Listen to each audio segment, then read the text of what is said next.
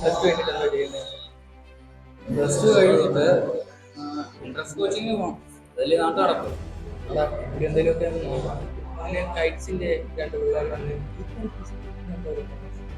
Teacher നോക്കാം.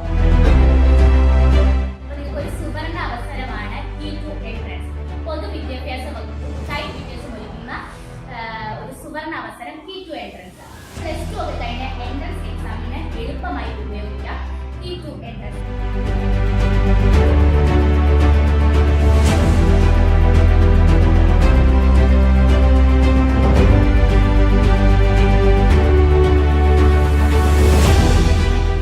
Plus 2 കഴിഞ്ഞ വിദ്യാർത്ഥികളാണെങ്കിൽ നിങ്ങൾക്ക് എഞ്ചിനീയറിംഗിനാണ് താല്പര്യമെങ്കിൽ JEE എന്ന ജോയിന്റ് എൻട്രൻസ് എക്സാമിനേഷന് പോകാൻ താല്പര്യപ്പെടാം. National eligibility cum entrance test, അതായത് NEET. Admission to under graduate medical education in all medical institution. നിങ്ങൾക്ക് എല്ലാ ഇൻസ്റ്റിറ്റ്യൂഷൻ മെഡിക്കൽ എഡ്യൂക്കേഷനായിട്ട് ഈ എൻട്രൻസ് എഴുതാവുന്നതാണ്. Common admission process of admission to various UG courses offered at Kerala's college approved by central and state regulatory bodies, universities and government. നിങ്ങൾക്ക് KEAM attend ചെയ്യുകയാണെങ്കിൽ T2 entrance എന്ന programme വളരെ സഹായകരമായിരിക്കും.